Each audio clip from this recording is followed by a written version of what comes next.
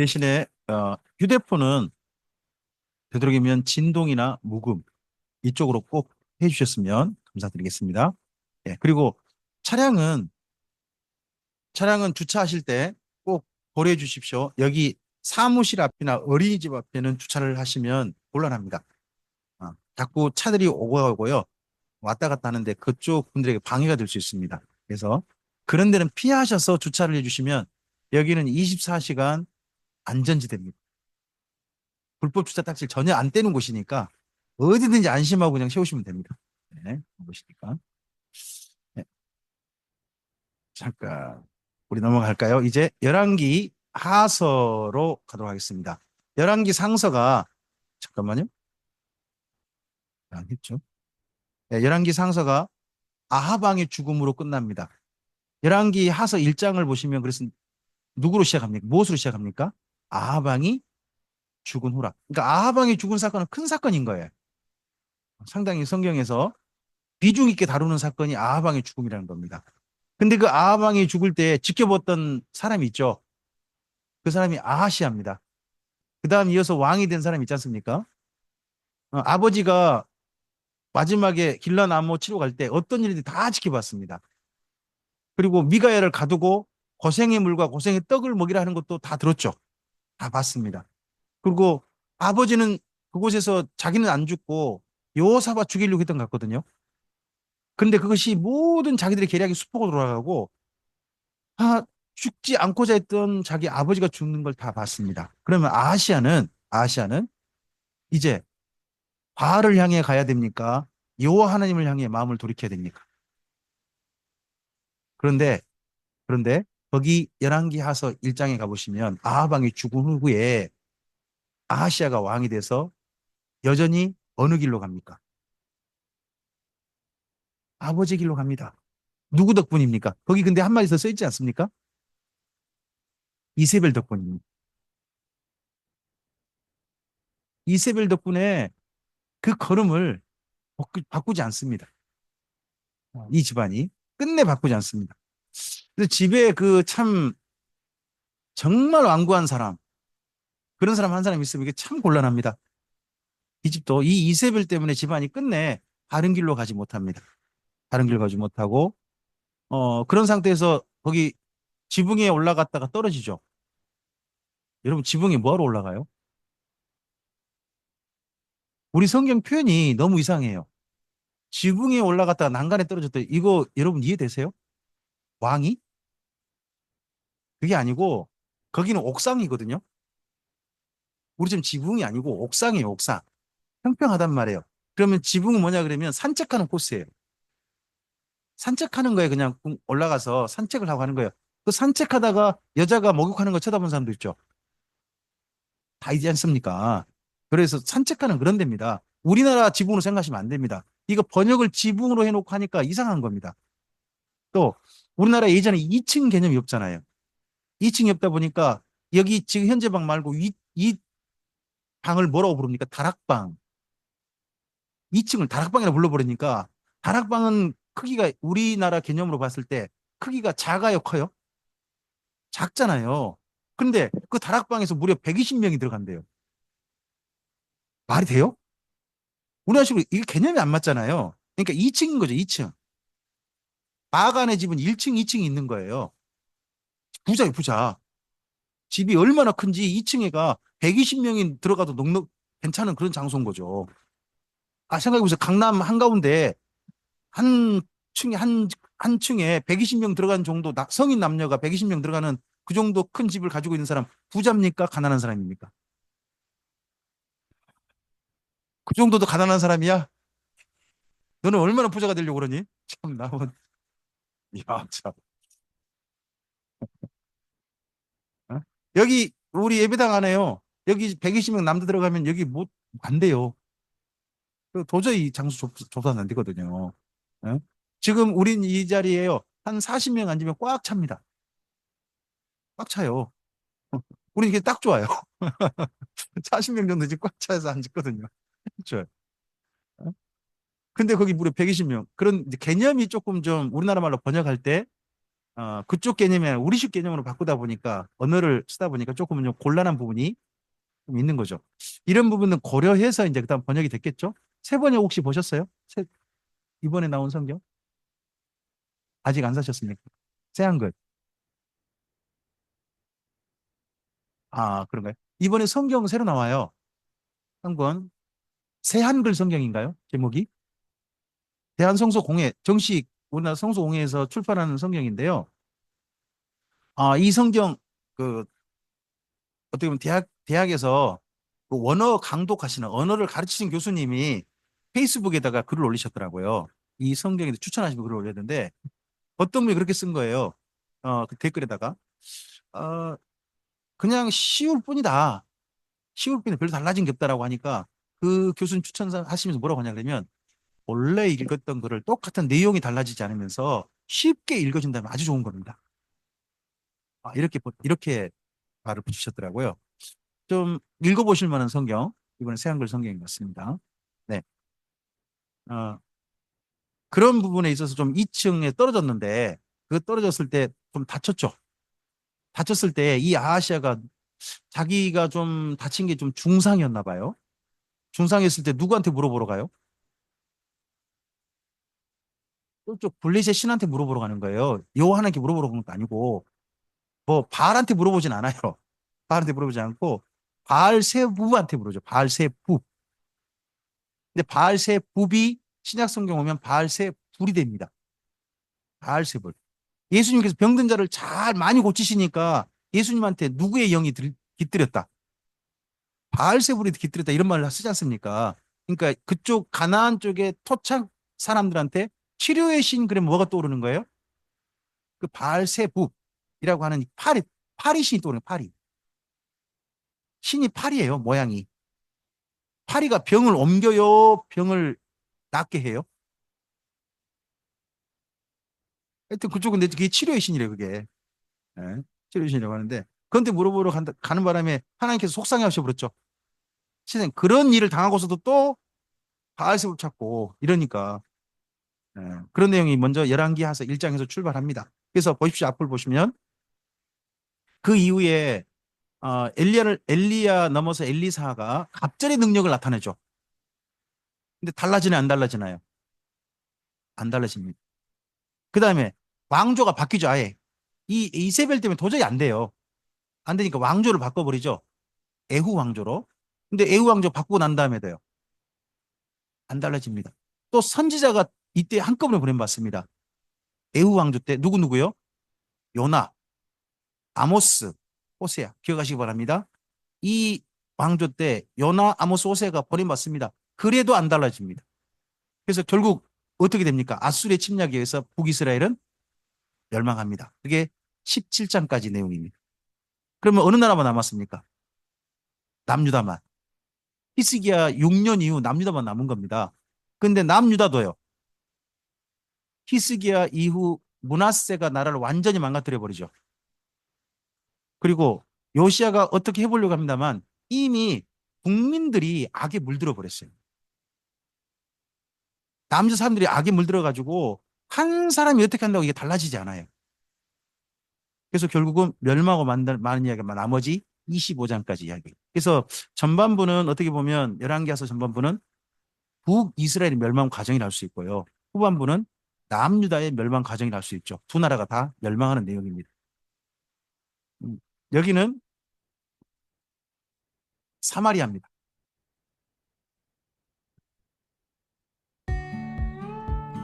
자, 제가 영상 보여드릴 땐 그냥 보여드린 게 아니고요. 추천하는 겁니다. 지금 여기 이분 있죠? 혹시 글 보이세요? 컬처 바이블이라고? 보이세요? 컬처럴 바이블. CULTURAL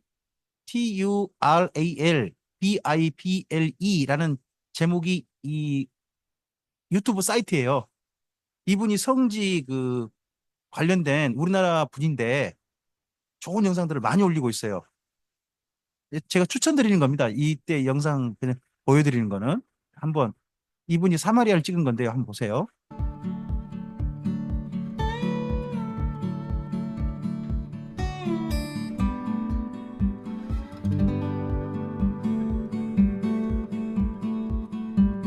예전 오므리 왕 궁터가 지금 있대요.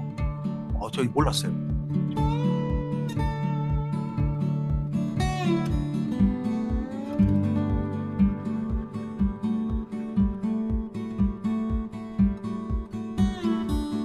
카메라는 보시는 것처럼 산지에 산지. 헤멜이라는 사람한테서 산지입니다. 이 산지 전체를 도시로 만든 거죠.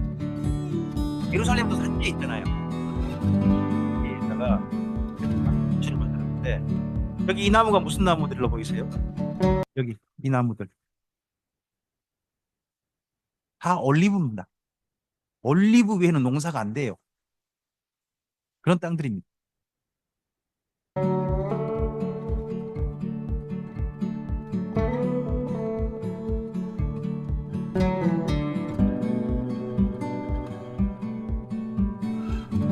이렇게 유적만 살짝 남아 있는데 이게 어디였다라고 추정을 해요. 대단한 골명이 몇 개 가지고도 있다.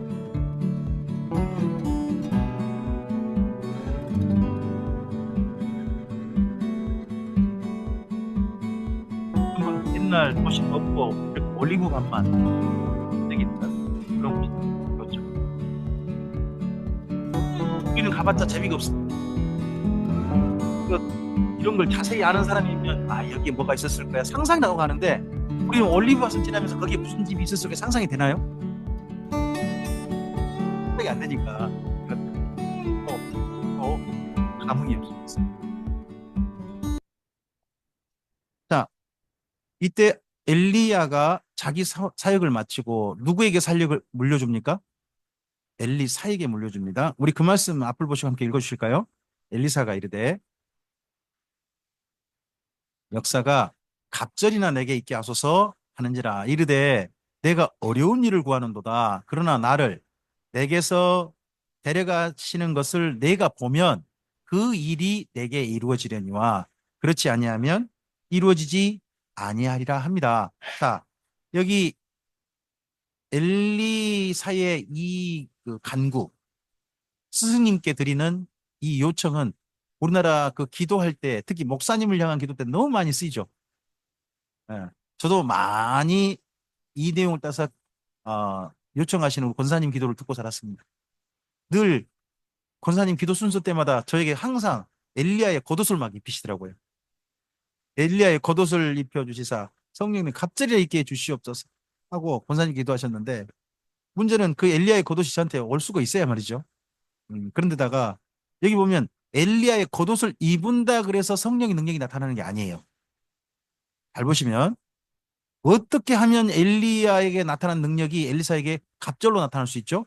제가 지금 검은 색깔에 하얗게 표시를 해놨잖아요. 나를 내게서 데려가시는 것을 내가 보면이죠. 자, 엘리야가 승천할 때 지켜본 사람이 몇 명이에요? 엘리야가 승천할 때 지켜본 사람이요. 거기 여리고 선지생도 50명이 지켜보고 있어요. 저쪽에서. 그리고 요단강을 건넌 사람은 누구? 엘리야하고 엘리사가 둘이만 건너가죠. 그러니까 51명이 지켜본 거예요. 엘리야의 승천 장면을. 근데 승천 장면을 제대로 본 사람은 몇 명이에요? 한 명밖에 없는 거예요. 그러니까 엘리사에게만 이 능력이 나타난 거죠. 그러면 지금 예배 중에 설교 말씀 전에 있는 우리 목사님한테 엘리야의 능력이 나타나려면 갑자기 능력이 나타나려면 우리 목사님이 어떤 조건이 충족되어야 가능합니까?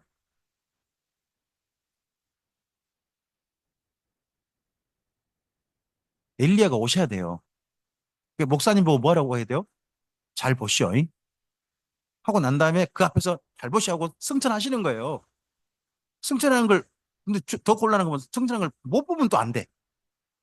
거기 여리고 생도처럼 못 보면은 말짱황해요. 엘리사처럼 봐야 돼요. 봐야만이 이렇게 돼요. 그러면 엘리야의 갑절의 능력이 나타나는 것은요. 이 이후에 있을 수 있는 일인가요? 앞으로 없는 일인가요? 이 본문상 보면요. 앞으로는 있을 수 없는 일이에요. 엘리야가 승천해 버렸잖아요. 그분이 올 일도 없고 하는 거예요. 그러니까 우리 목사님한테 엘리야의 갑절의 능력이 나타나길 원하는 자꾸 기도하면요. 하나님도 곤란하시고 엘리야도 곤란하고 다 해요. 또 목사님도 얼마나 곤란해요. 응? 저도 우리 지금은 하나님께 가셨습니다만 어, 우리 교회에서 저와 함께 하셨던 권사님 정말 제가 사랑하고 존경했거든요. 근데 그분이 기도원파 스타일이시라 늘 저에게 두 가지를 꼭 하시는 거예요. 하나는 저를 재단에 꼭 세우시는 재단에.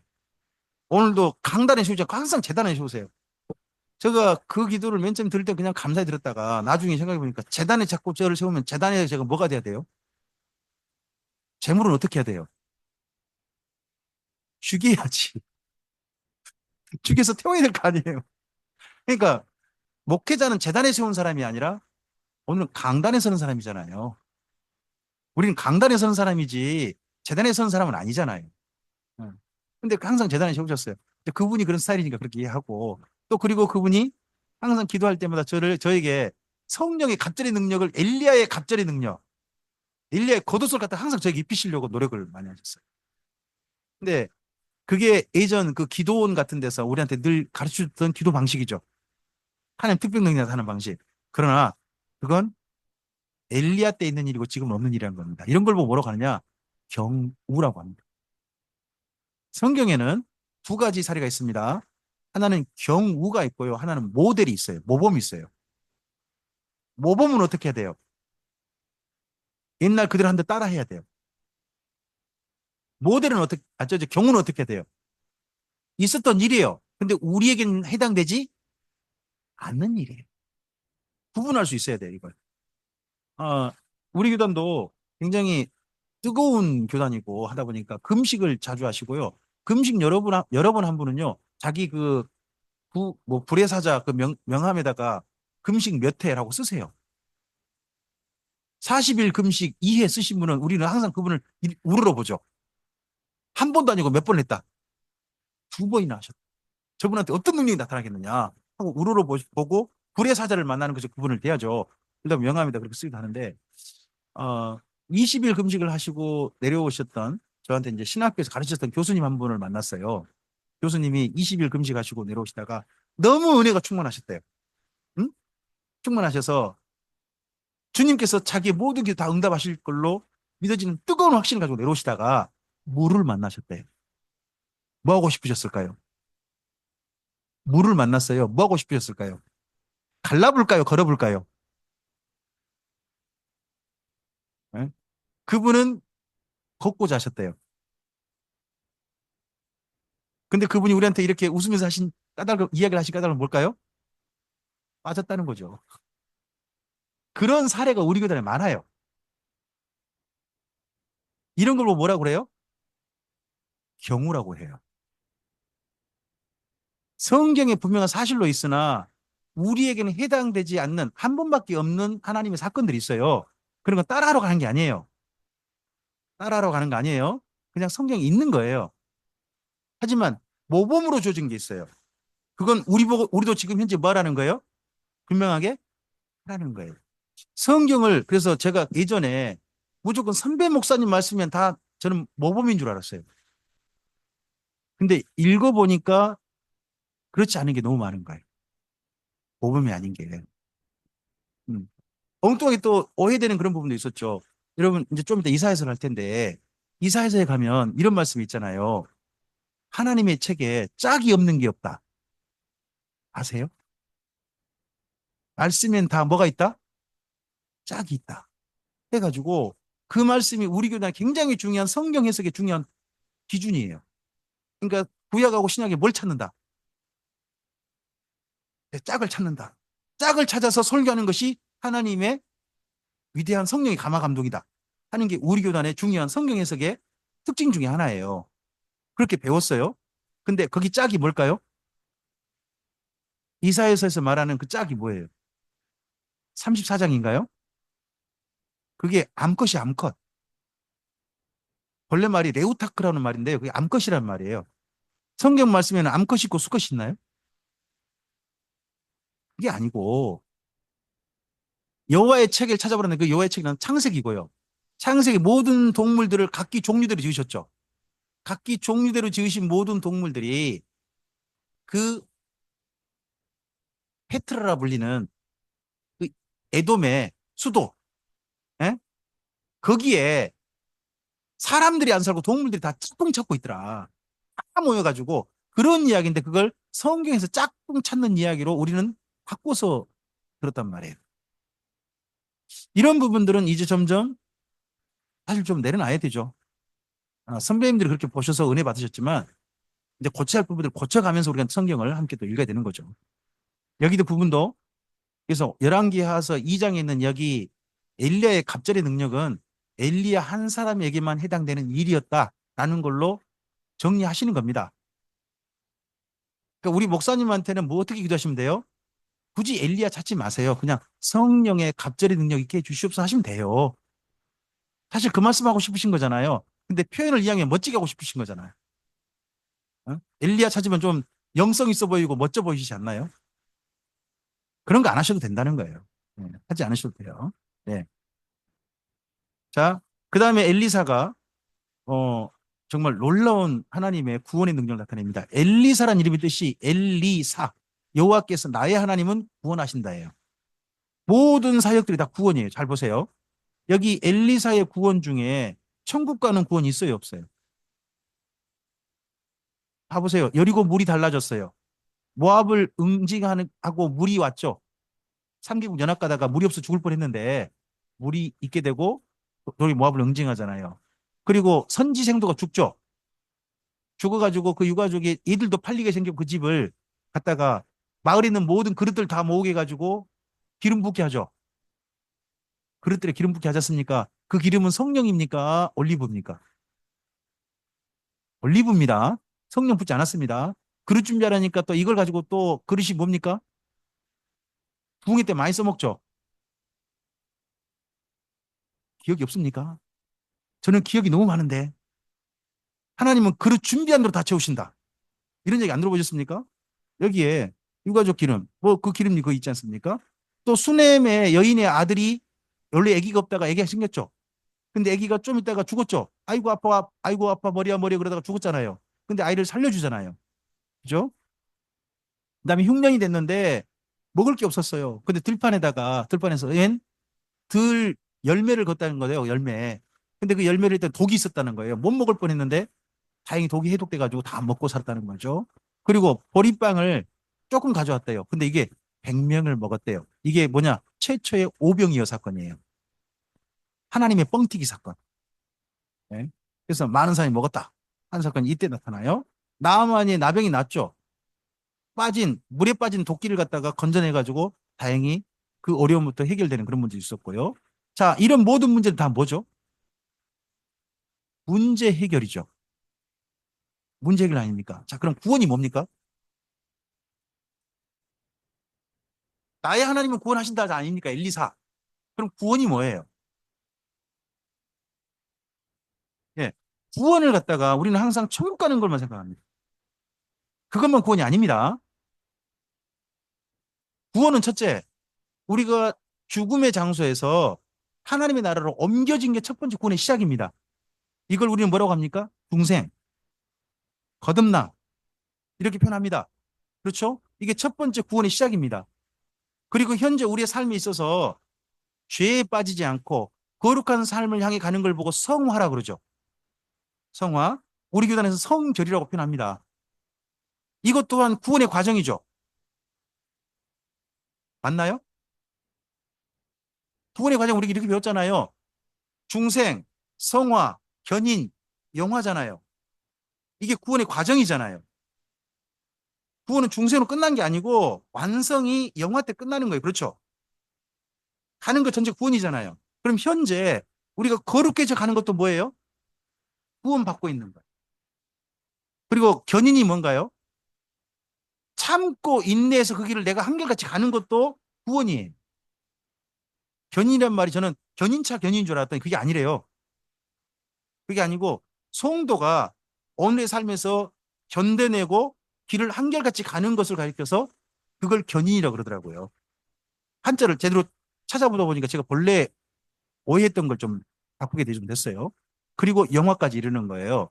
그런 가운데서 오늘 우리의 삶에서 여러 가지 어려운 문제점들이 해결될 때마다 뭐 받은 거예요? 구원 받은. 오늘 오실 때 무사히 오셨죠? 구원 받은 거예요. 맞아요. 네. 오늘 그리고 이 말씀 듣는 자리에서 우리가 하나님 말씀을 알아들어가고 있잖아요. 말씀에 우리 마음이 반응하잖아요. 그럼 오늘이 바로 뭐예요? 구원받고 있는 거예요.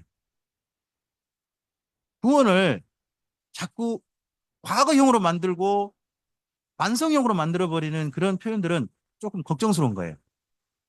구원은 이미 시작된 거죠, 중생은. 하지만 현재 살고 있는 모든 사람은 구원이 이미 완성된 사람 아니에요. 완성은 누가 하셔야 하는 거예요? 시작하신 분도 하나님이시고, 이루가 가신 분도 하나님이실 거고, 완성하게 하신 분도 하나님이실 거예요. 그런 가운데서 우리는 구원을 오늘 경험하고 있는 거죠. 경험 가운데서 이런 여러 가지 문제 해결도 구원이다 하는 것으로 이해하셔야 됩니다. 자, 이런 문제들이 있을 때 그 당시 이스라엘 민족은 이 문제를 누구한테 가져갔을까요? 해결하려고. 이런 문제가 터지면 누구한테 가서 해결 받으려고 했을까요? 바알한테 갔겠죠. 송아지한테 가고. 그런데 갈 게 아니다. 이런 문제 누가 해결하신다? 여호와 하나님이 해결하신다라고 누가 보여준 거예요? 엘리사가. 그럼에도 불구하고 기어이 송아지한테 갔던 사람들이 누구? 그게 북이스라엘. 이름에도 불구하고 다 보여줬는데 또 가는 거예요, 기어이. 끝내 거기서 안 돌이키는 거죠. 이런 슬픈 역사가 사실 북이스라엘의 멸망 마지막 과정입니다. 자, 그래서 북이스라엘에서는 앞서 우리가 결혼이라는 부분으로 이야기 출발했죠. 하나님과 이스라엘 민족이 남편이고 신부라는 입장에서 이야기한 거 아니겠습니까? 그래서 멸망을 결혼과 관련 이렇게 표현해 봤습니다. 이혼한. 그래서 성경 읽다 보면 하나님께서 이혼 증서를 써줬다는 표현이 나와요. 우리 에레미야서 3장을 좀 가보시겠습니까?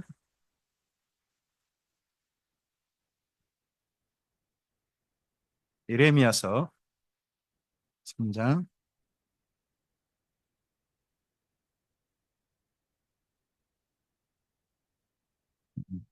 3장에 8절 한 절만 좀 읽어주시겠습니까?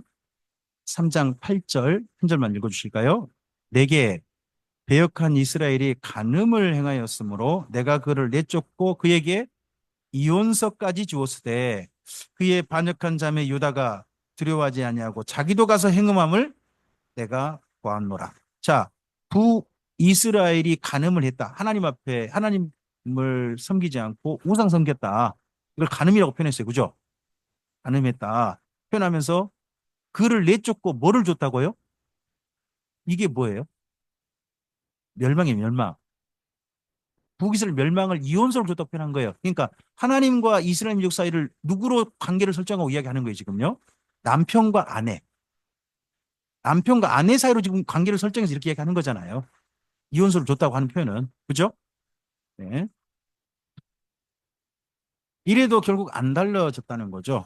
그리고 그 다음에 애후 왕조를 보내도 달라지지 않습니다. 이걸 한번 이렇게 정리해 봅시다. 아모스서 4장을 좀 가보시기 바랍니다. 성경 아모스 4장을 좀 찾아놓으세요. 이 당시 풍경을 북이스라엘의 풍경을 아모스 4장이 잘 요약해서 보여줍니다.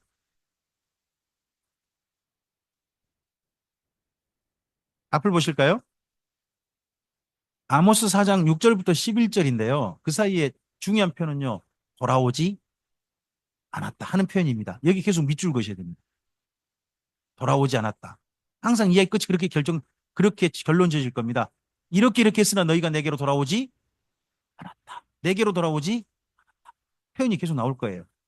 선지자들을 통해서 표적을 보여주셔도 쿠데타가 일어나도 재침략을 나도 달라지지 않았다는 겁니다. 자, 이걸 앞을 보시고 저와 함께 읽으실까요? 앞을 보시죠.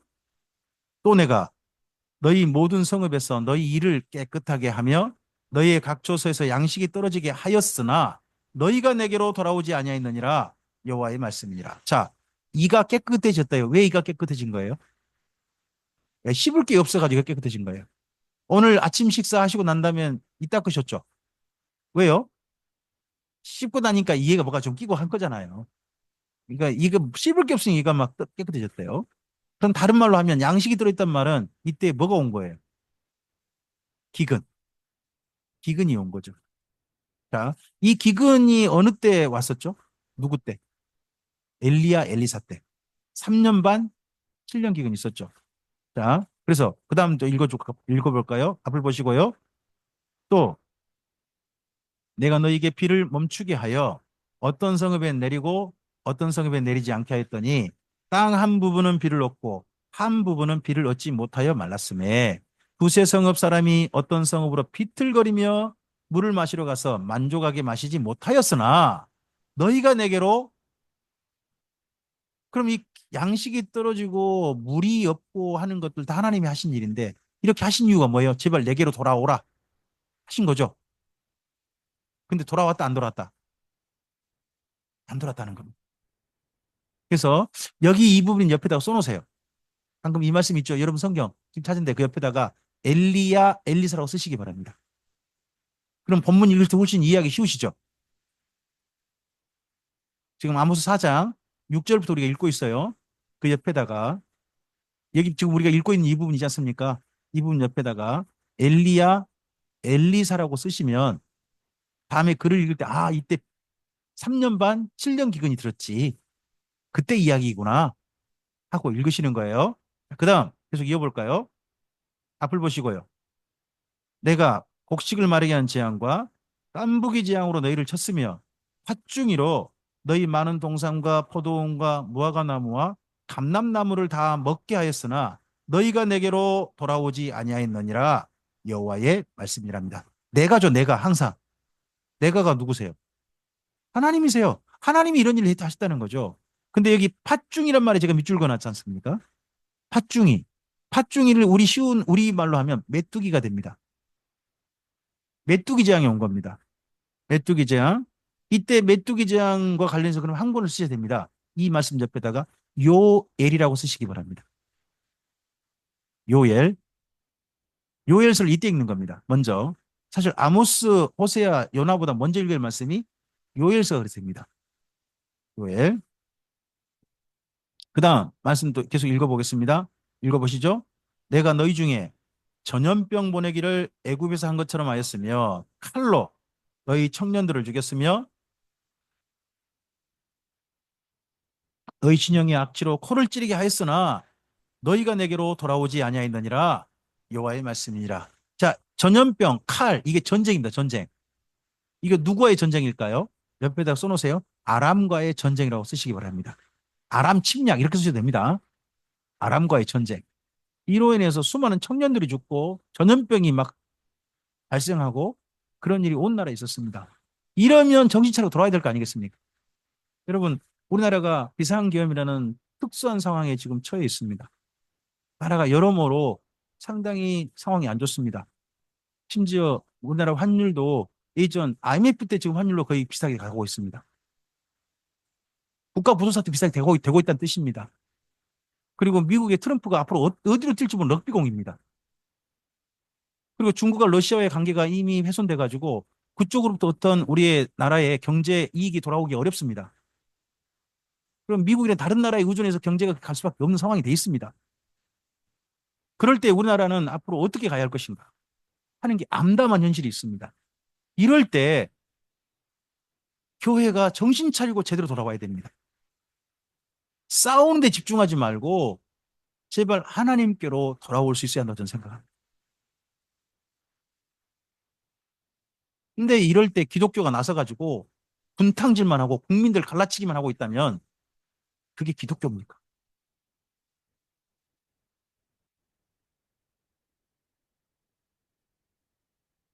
계속 읽으시겠습니까? 내가 너희 중에 성은 무너뜨리기를 하나님인 내가 소돔과 고모라를 무너뜨림 같이 하였으므로 너희가 불붙은 가운데서 빼낸 나무 조각 같이 되었으나 너희가 내게로 돌아오지 아니하였느니라 여호와의 말씀이니라 합니다. 어, 이번 제가 참 비상계엄 때 관련된 뉴스를 보다 보니까 저도 모르게 전쟁에 휩싸일 뻔했다는 것을 참 발견했습니다. 계엄 일주일 전에 국방부 장관이나 불러가지고 그래도 총 뭐죠? 참모총장 불러가지고 북한에서 풍선 맨 처음 보냈는데 거기 원점 타격해라 하는 이야기를 했더라고요. 근데 군 수뇌부가 그 말에 대해서는 찬성하지 않았어요. 만약 됐으면 어떻게 됐을까요?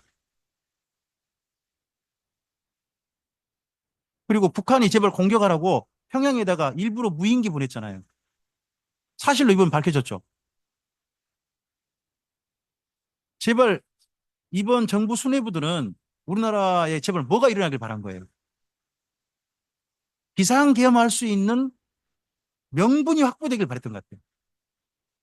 국민이 어떻게 되든지 간에 나라가 언뜻권으로 가기 전에 자기들 정권을 계속 유지할 수 있는 그런 상황이 발생되기를 바랬던 것 같아요. 이런 사람들을 갖다가 올바른 일 했다라고 그렇게 기독교가 바라본다면 저는 이상한 기독교라고 생각합니다. 그건 말이 안 된다고 저는 생각을 해요. 제대로 돌아가야 됩니다, 우리가. 근데 돌아간다는데 가보니까 사탄 앞이었다가 이걸 얼마나 끔찍합니까? 돌아간다 갔는데 사탄 앞이었다. 그럴 수 있는 거 아니겠습니까? 제발 우리들이 하나님 앞에 제대로 좀 돌아갈 수 있으면 좋겠습니다. 자, 여기까지 정리드린 게 있습니다. 하나님께서요, 보십시오. 3년 반, 7년 기근도 일으키고요. 구원도 많이 해보셨죠? 문제 해결도 해보시고요. 또 외세 침략, 내부적인 내분, 뭐 정변, 이런 것도 많이 일어나고, 선제도 보내시고, 할 수 있는 거 다 하셨죠? 달라지게 해보려고 수많은 걸 다 하셨잖아요. 이게 이스라엘이 그만큼 사랑하시다는 뜻 아니에요. 그런데 이스라엘이 달라져요, 안 달라져요? 안 달라지잖아요. 그래서 정말 하나님이 어려우신 게 뭐냐? 사람이 변화되는 것이다. 제가요, 성경 읽어보면서 전능하신 하나님이 쩔쩔 매는 걸 봤어요. 전능하신 하나님인데 누구한테 쩔쩔 매요? 사람한테요. 하나님이 사람한테 쩔쩔 매더라는 거예요. 제가 근데 이거에 대해서 한참 고민하다가, 아, 제가 시온유, 온유, 다비다를 보니까 깨달았어요. 정미송 집사님이나 박종 집사님이 시온이나 온유가 그리고 다비다가 조금 땡강 부리면요 쩔쩔 매요. 누가 힘이 더 셀까요? 누가 더 힘이 셀까요? 힘은 당연히 누가 더 세다고? 엄마 아빠가 힘이 더 세지. 근데 누가 이겨? 엄마 아빠 이겨? 야, 니네 집 희한한 집이다. 보통 엄마 아빠 못 이겨야 아빠를 못 이겨. 아, 그래서 다비다가 아빠랑 같이 노는 거 별로 안 좋아하는구나. 근데 일반적으로 보면 이상하게 자식 이기는 부모 없단 말이 사실이잖아요. 왜 그래요? 힘은 누가 더 센데? 근데 힘없는 자식이 항상 이겨요. 성경 읽다 보니까요. 하나님 모든 거 다 하실 수 있잖아요. 근데 하나님이 유일하게 못 하신 게 있어요. 그게 뭘까요? 사람을요, 억지로 변화시킨 걸 못 하세요. 우리가 구원받는다고 하는데, 구원받는다는 거 보니까 하나님도요, 진짜 하나님을 정말 차원에서 너는 뜻을 다하고 마음을 다하고 힘을 다해 하나님을 진실하게 사랑하는 사람이 구원받는 것 같거든요. 성경 내용도 읽어보면. 근데 그런 사람이 누군지 아무도 몰라요. 전 지구상에 지금 현재 인구가 얼마 살고 있죠? 현재 80억이라고 그러지 않습니까? 이 80억 중에 기독교 인구가 13억인가 된대요. 그럼 13억의 기독교 인구가 진실하게 하나님을 마음을 다하고 뜻을 다하고 힘을 다해 하나님 사랑하는 사람들일까요? 13억 속에는요. 천주교인도 있고요. 천주교인도 포함되나? 포함될 거예요. 그리고 또 통일교도 있고요. 신천지도 있고요. 다 있어요. 다 기독교예요. 다 기독교. 그 중에 하나님께 정말 진실하게 사는 사람은 몇 명이 될까요?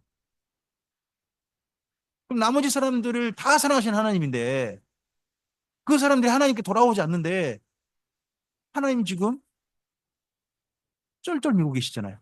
어떻게 해볼 수가 없으셔가지고. 오늘 성경 읽어보면 이스라엘 민족을 어떻게 해보지 못하셔가지고 쩔쩔 매신 하나님이다. 자, 여기까지 왔을 때 한 가지 생각해 봅시다. 하나님께서 이스라엘 민족을 가나안 땅에 살게 하신 까닭이 뭐예요? 이유. 기대하신 게 뭐죠? 항상 말씀 어디 생각하시라고요? 출애굽기 19장 5절 6절 기억하시라고요. 그런 나라 이뤘어요, 못 이뤘어요? 안 이루어졌잖아요. 안 이루어지다가 지금 어떤 지경까지 온 거예요? 마지막 망해가는 지경까지 오는 거예요. 근데 망해가는 걸 지켜보셔야 될 분이 누구예요? 하나님이시죠. 전능하신데. 물론 우리 하나님 뜻이 있다고 믿어요. 섭리가 있다고 믿어요. 근데 하나님이 진실하게 사랑했던 이스라엘 민족인데 200년 동안이나 송아지를 여호와라 부르다가 송아지 이름을 의탁해서 죽어요. 그걸 지켜만 보셔야 되는 분이 누구예요? 하나님이시잖아요. 참 성경상에 읽다 보면 우리로 하여금 굉장히 곤란하게 느끼게 만드는 하나님의 처지가 보여요. 그래서 제가 성경 읽다가 저 나름 스스로 깨달은 게 있어요. 저는 하나님이 어떤 분으로 여겨졌냐 그러면 이해받고 싶으신 하나님이라는 게 보였어요. 저를 이해하신 하나님이 아니라 하나님께서 저에게 성경 이야기 오시고 이런 얘기 오실 때 저한테 하나님의 마음과 하나님의 뜻과 그 심정을 저에게 이해받고 싶어 하신 하나님. 그런 하나님을 성경에서 저는 만났어요. 자, 그러한 계기가 있으면 사람은 변화됩니다. 변화될 때 한 네 가지가 있다고 해요. 어떤 사람은 너무 큰 은혜, 값없이 주는 선물이죠. 이걸 받으면 사람이 꼭 변화될 수가 있더래요. 그리고요, 그래도 사랑이 사람을 변화시키더라네요. 사랑이. 그리고 뭐가요?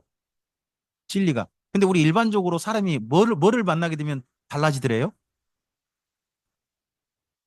그래서 어떤 사람이 갑자기 사람이 달라지면 뭐라고 말을 해요? 죽을 때가 됐나? 죽음을 앞두고 뭔가 사람이 달라지더라 하는 게 우리 일반적인 또 체험인 거 아니겠습니까? 근데 죽기 전에 사실 이거에 따르게 달라져야 되지 않습니까? 그렇죠? 저는 이 가운데서 진리가 사람을 달라지게 할 수 있다 하는 것에 대해서는 저는 개인적인 경험이 있습니다. 제가 에스라 성경 강좌를 만나고 지금까지 달라진 삶을 살아올 수 있던 그 출발이 진리를 만남이었습니다. 그것이 제 인생을 바꿨던 2002년도 새로운 출발이었습니다. 출발이 지금까지 오게 만들었고 제 걸음을 PC방이 아닌 예배당에 머물게 하고 컴퓨터를 게임의 도구가 아닌 하나님을 향한 거룩한 도구로 쓰게 만드는 출발이 거기에 있었습니다. 진리를 만나면 사람이 달라지게 하더라. 저는 개인적인 확신이 있습니다. 음. 우리 나름의 변화될 수 있는 계기에 어떤 거를 만난다는 건 하나님의 소중한 선물이라고 믿습니다. 아, 그런 죽음 이전에 제발 은혜를 크게 경험하시든 사랑을 정말 깊이 감각하시든 진리를 정말 깨닫든 이런 걸 통하여서 우리의 걸음이 하나님을 향하여서 제발 변화되는 삶으로 함께하는 우리 모두이셨으면 좋겠습니다. 어, 지금 여기까지 오신 겁니다. 아하, 에후 왕조로 바뀐 시대 왔습니다. 그리고 이때 방금 우리 아모스 읽었지 않습니까? 기근이 왔고 황충, 즉 메뚜기가 있었고 메뚜기장이 있었고 전쟁까지 있었습니다. 달라지지 않았죠. 그랬는데 이 메뚜기장이 멈췄습니다. 그게 남유다 요엘 때로 보입니다. 요엘 때. 그래서 요엘서를 우리 함께 좀 보셔야 됩니다. 요엘서를 가보시기 바랍니다. 아모스 바로 앞에죠. 지금 아모스 4장 하지 않으셨습니까? 아모스 바로 앞에 요엘이 있습니다. 요엘은요, 북이스라엘 선지자가 아니라 남유다 선지자예요. 자, 선지서를 읽으실 때 여러분 꼭 살펴보셔야 할 게 이 선지자가 어느 나라에 보냄받았지를 꼭 살펴보셔야 됩니다.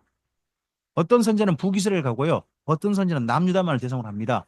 근데 여기 요엘은 남유다를 대상으로 한다 하는 건 기억하시고 본문을 보시는 겁니다. 아니면 요엘을 이렇게 보는 분도 있습니다. 요엘을 아예 말라기 때 정도 분으로 보는 분들도 많습니다. 말라기 때 정도로. 근데 저는 굳이 그런 견해를 소개하지 않고 요엘을 남유다 선지자로 보는 견해를 따라서 여러분께 요엘서를 소개하고자 합니다. 제 입장을 이해하시고 그렇게 또 참고하셔서 성경 보시기 바랍니다. 일반적으로요, 애언서는 이런 패턴이 있습니다. 일반적인 글 쓰는 그 일반적인 스토리가 있어요. 스토리.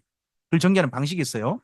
애언선 첫 번째 시작을 어떻게 한다고요? 죄를 책망합니다. 그러고 난 다음에 올바른 길을 권면합니다. 그리고 그 다음에 그 백성들을 위로합니다. 그리고 마지막에 뭐를 제시합니까? 소망의 비전을 제시합니다. 그래서 책망, 권면, 위로, 소망 이런 것이 선지서 일반적인 패턴인데요. 패턴인데 요엘서는 그렇게 시작하지 않아요. 요엘서는 책망이 없어요. 책망이 없는 선지서가 몇 권 있습니다. 한 두 권 정도로 해야 될까요?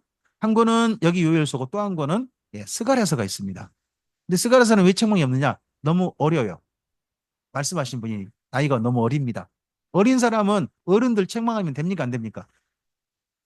요엘서를 통해서 말하는 겁니다.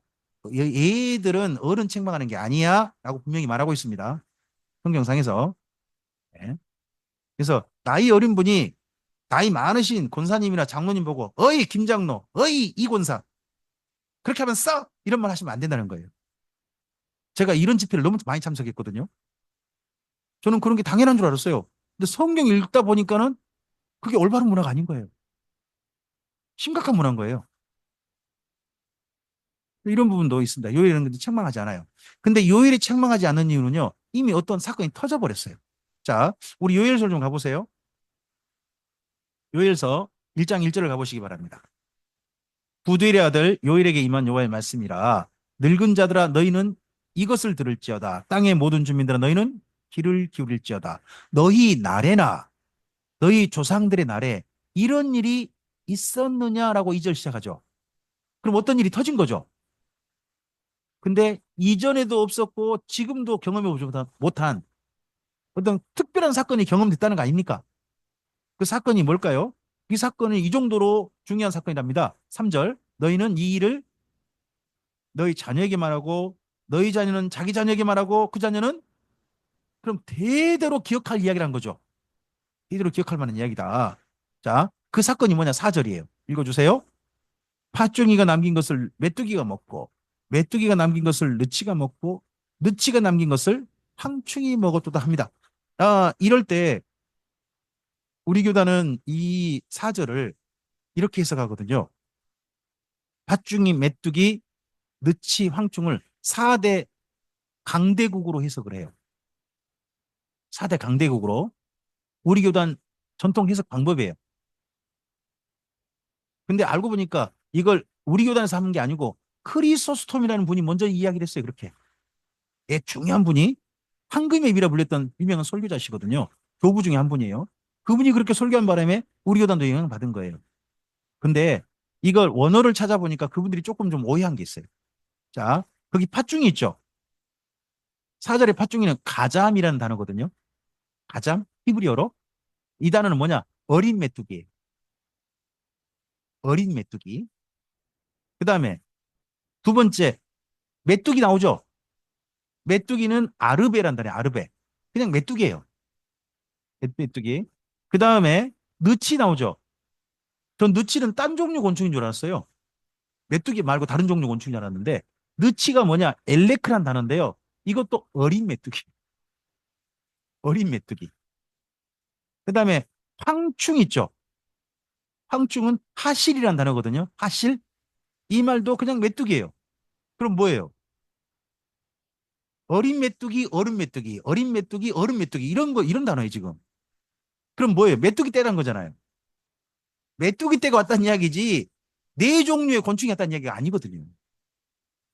그러니까 이걸 4대 강대국으로 해석할 게 전혀 아닌데 그렇게 외인분이 해석한 바람에 지금까지 이런 해석에 그냥 많은 분들이 사로잡힌 거죠.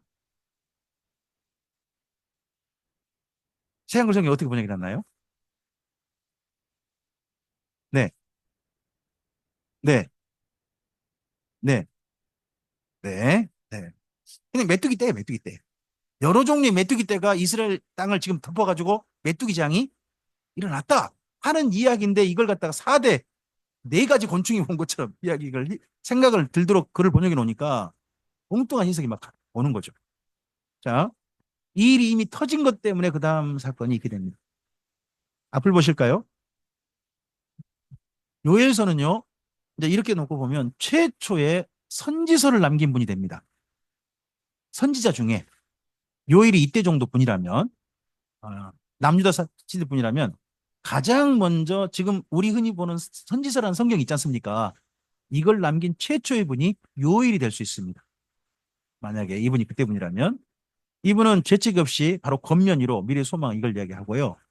이 땅에 이런 재앙이 온 게 누구 때문이에요? 사람 때문입니다. 이 재앙이 곧 하나님께서 물러가게 하십니다. 누구 때문에 물러가게 하십니까? 역시 사람입니다. 재앙이 오고 안 오고 그 땅이 평화롭게 되고 하는 건 누구한테 달렸다? 사람에게 달렸다 하는 중요한 메시지가 요엘서에 있습니다. 자, 앞을 보시고 우리 방금 읽었던 말씀입니다. 읽어보실까요? 구딜의 아들 요엘에게만 여호와의 말씀이라. 늙은 자들아 너희는 이것을 들을지어다. 땅의 모든 주민들아 너희는 귀를 기울일지어다. 너희 날에나 너희 조상들의 날에 이런 일이 있었느냐. 너희는 이 일을 너희 자녀에게 말하고 너희 자녀는 자기 자녀에게 말하고 그 자녀는 후세에 말할 것이니라. 화충이가 남긴 것을 메뚜기가 먹고 메뚜기가 남긴 것을 느치가 먹고 느치가 남긴 것을 황충이 먹었도다. 계속요. 우리 먹을 것이 우리 눈앞에 끊어지지 아니하였느냐. 기쁨과 즐거움이 우리 하나님의 성전에서 끊어지지 아니하였느냐. 씨가 흙덩이 아래서 썩어져. 잠깐요. 씨가 흙덩이 아래 썩어지는 건 어떤 상황이죠?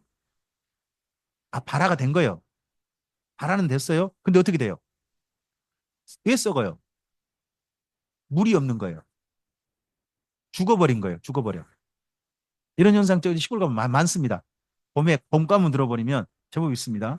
그 다음에 창고가 비었죠. 그러다 보니까 창고를 오래 수리 안 하다 보니까 곡간이 무너졌고 이는 곡식이 그럼 이게 한두 해의 이야기 아니라는 거죠. 그러니까 3년 반 기근 7년 기근 그런 데다가 뭐까지 겹쳐버렸다. 메뚜기 재앙까지 겹쳤구나 하는 게 이해되죠. 이걸 보고 우리나라 말로 하면 첩첩산중이라 그럽니까? 네. 그런 식의 지금 사건이 터진 겁니다. 그리고 그러다 보니까 집에요 계속요 가축이 울부짖고 소떼가 소라는 이는 뭐가 없다고요. 뭐도 없는 거예요. 풀도 안 나요. 풀도. 풀이 하나도 없는 거죠. 양떼도 피곤하도다. 계속요. 여호와여 내가 주께 부르짖으오니 불이 목장의 풀을 살랐고 불꽃이 그럼 뭐까지 또 겹친 거죠? 자연 발화. 산불 같은 게 엄청 나버린 거죠. 그러니까 3년 반, 7년 반 기근에다가 메뚜기 재앙에다가 거기다 또 화재까지. 이렇게 되면 진짜 어떻게 살 길이 없는 거죠. 살 길이. 백성들이 그런 지경에 지금 몰린 겁니다. 그러다 보니까 요청합니다. 읽어주실까요? 여호와의 말씀에 너희는 이제라도 금식하고 울며 예통하고 마음을 다하여 내게로 돌아오라 하셨나니 너희는 옷을 찢지 말고 마음을 좀 찢고 너희 하나님 여호와께로 돌아올지어다. 그는 은혜로우시며 자비로우시며 노하기를 더디하시며 인애가 크시사 뜻을 돌이켜 재앙을 내리지 아니하신다. 이렇게 하실 것이다. 제발. 그러니까 하나님께 돌아오라. 계속요. 주께서 혹시 자 이게 중요한 단어가 있어요. 여러분 2장 12절에 혹시라는 단어가 있어요. 동그라미 쳐놓으세요. 2장 12절에 여러분 선지서를 읽어보면요. 반드시 확실이란 말을 한 번도 안 나와요. 대신 어떤 말이 나오냐? 혹시란 말만 계속 나와요. 하나님께서 어떻게 응답하신다고요? 혹시로 돼 있어요. 왜 그래요? 우리 같으면 주님 제가 주의 이름 예수님의 이름으로 기도하면 반드시 응답하실 줄 믿습니다. 그러면 하나님이 반드시 응답하셔야 돼요? 혹시 응답하셔야 돼요? 우리는 그렇게 배웠잖아요. 기도 응답의 확신. 그렇게 배웠잖아요. 근데 구약 선지서 읽어보니까 전부 다 혹시라. 누구 믿음이 더 좋은 거예요? 선지자 믿음이 좋은 거예요? 우리 믿음이 좋은 거예요? 마지막 결재권은 선지자들이 자기가 가지고 있지 않는 거예요. 결재는 누가 하시도록. 그죠? 반드시 해달란 말은 결재를 누가 해버리는 거예요, 지금요. 말이 되냐고요. 그래서 선지자들은 전부 다 혹시라고 해요, 혹시. 여러분 여기 요나서 가도 혹시가 나올 거고요. 스바냐서 가도 혹시가 나와요. 전부 다. 어떤 일 하나님 혹시나 하실 것이다. 이사에서도 혹시예요. 읽어보시면 혹시라는 단어가 구약성에 제법 많이 나옵니다. 선지자들에. 계속 좀 앞을 보시고 읽으실까요? 주께서 혹시 마음과 뜻을 돌이키시고 그 뒤에 복을 내리시사 너희 하나님 여호와께 소제와 전제를 드리게 하지 아니하실는지. 누가 소제는 무슨 제사죠? 곡식을 가루내서 드린 제사. 전제는 뭐예요? 액체를 부어드린 제사예요. 근데 전제가 있으려면 뭐가 있어야 돼요? 포도, 또 올리브, 예? 아니면 곡식을 발효시켜가지고 빚어내는 걸 보고 술이라 그러죠. 그 술을 바치는 제사를 가리켜서 독주라고 해요. 독주. 우리나라 말로 독주로 번역했어요. 그냥 우리식으로 번역하면 딱 좋잖아요. 소주. 얼마나 친근해요. 그렇죠? 소주가 독주잖아요. 아, 그걸 부어드린 제사가 있어요. 근데 이 부어드리려면 소제와 전제를 바치려면 먼저 수확이 있어야 되죠. 곡식을 거둬야 이걸 할 수 있고 포도하고 올리브를 거둬야 이걸 할 수 있잖아요. 그럼 지금 현재 상황이 뭐예요? 곡식도 없고 포도도 없고 올리브도 없고 아무것도 없다는 거예요. 거둘 게. 지금 그런 지경인 거예요. 나라 상황이. 자, 계속 읽어주세요. 너희는 시온에서 나팔을 불어 거룩한 금식일을 정하고 성회를 소집하라. 백성을 모아 그 모임을 거룩하게 하고 장로들을 모으며. 자, 제가 어린이란 말에다가 특별히 파란색이 났어요. 어린이와 젖 먹는 자를 모으며 신랑을 그 방에서 나오게 하며 신부도 그 신방에 나오게 한다고 그러는데, 어린이라는 말에다 밑줄 긋고 여러분 써놓으세요. 요아스. 이 요엘이 성전에서 이렇게 모이자 할 때 이 성전 하나님 앞에 금식하고 하나님의 도우심을 구하는 이 집회에 여호야다가 요아스라고 하는 7살 배기 아달랴가 다 죽여버리잖아요. 다시 남자들 한 사람은 살아남은 그 아이를 데리고 들어온 명분이 되었을 것 같아요. 명분. 자, 이때를 이렇게 보시면 돼요. 앞을 보실까요? 우리 성경은 일부 사건만 기록되어 있어가지고 전체를 종합을 해서 보셔야 되는데요. 이때가 아달랴 왕 때예요. 남유다 왕 중에 한 사람만 달라요. 달라. 이름 자체가 그러잖아요. 달라. 그러잖아요. 왜 그래요? 아달라는 남자가 아니고 여자예요. 더더구나 씨가 누구 씨예요? 이세벨 씨예요. 이세벨. 이세벨 딸이거든요. 그래서 가인 남자들 싹 죽여버리고 자기가 여왕이 됐어요. 여왕이 됐는데 한 남자 다 죽인 줄 알았는데 한 명이 살아남은 거죠. 그 사람이 요아스. 그때 아달랴가 나라를 어떤 나라로 바꿔가요? 성전이 있는데 예루살렘에다가 바알 신전을 세웠다니까요. 읽어보시면 나와요. 바알 신전을 세웠어요. 그럼 어떤 나라로 점점 바꿔가고 있는 거예요? 바알의 나라로 바꿔가고 있었어요. 이 아달랴가. 그리고 국정이 혼란하죠. 아달랴가 다윗의 남자를 싹 죽여버렸잖아요. 그리고 지금 7년째예요. 그리고 또 요아스 반정이 또 이래요. 반정이 반정을 이루요. 나라가 이면 혼란해요. 거기다가 민생은요. 7년기근, 메뚜기 대재앙, 자연발화 이렇게 포함해가지고 사방에서 진짜 이런 재난투성이 속에 남자가 지금 존재하고 있는 거예요. 얼마나 괴롭겠어요. 이럴 때. 이럴 때 제발 하나님께 돌아가자 하는 이야기에 가능한 사람이 그래도 있었다는 게 다행이죠. 자, 북이스라엘은 이런 이야기 하면 들을까요, 안 들을까요? 디나 해라. 함도 안 움직여요. 근데 그나마 남유다라 몇몇이 모였던 것 같아요. 이들이 하나님께 돌아오고 여호야다와 함께 힘을 함께 합하여 가지고 나라를 새롭게 하고 하는 일이 있었던 거죠. 자, 그래서 그다음 앞을 보시고 읽으실까요? 시온의 자녀들아, 너희는 기뻐하며 즐거할지어다. 그가 너희를 위하여 비를 내리시되 이른 비를 너희에게 적당하게 주시리니 이른 비와 늦은 비가 예전과 같을 것이다. 자, 예전과 같단 말은 뭔 말이죠? 이전에는 이른 비와 늦은 비가 제때 왔다는 거 아니에요. 근데 지금 현재는 어떻다는 거예요? 비가 안 오고 있다는 거잖아요. 그럼 여기서 이른 비는 오순절 성령 강림이고 늦은 비는 말세 때 성령 대부흥 운동, 그렇게 번역하면 돼야 안 돼요? 말이 안 되잖아요. 예전과 같다잖아요. 예전과. 제가 왜 이런 말 할까요? 제가 이런 교단이 있거든요. 제가 늦은 비운동과 관련된 교단이 있단 말이에요. 그런 번역이 우리 교단에 상당히 있어요. 근데 그런 번역이 우리나라에 의외로 많이 퍼져 있어요. 또 우리 교단만 그런 얘기 하고 있는 줄 알았더니 장로교단 분들이 너무 많이 알고 있더라고. 늦은 비 자꾸. 말이 안 됩니다. 이른 비는 뭐예요?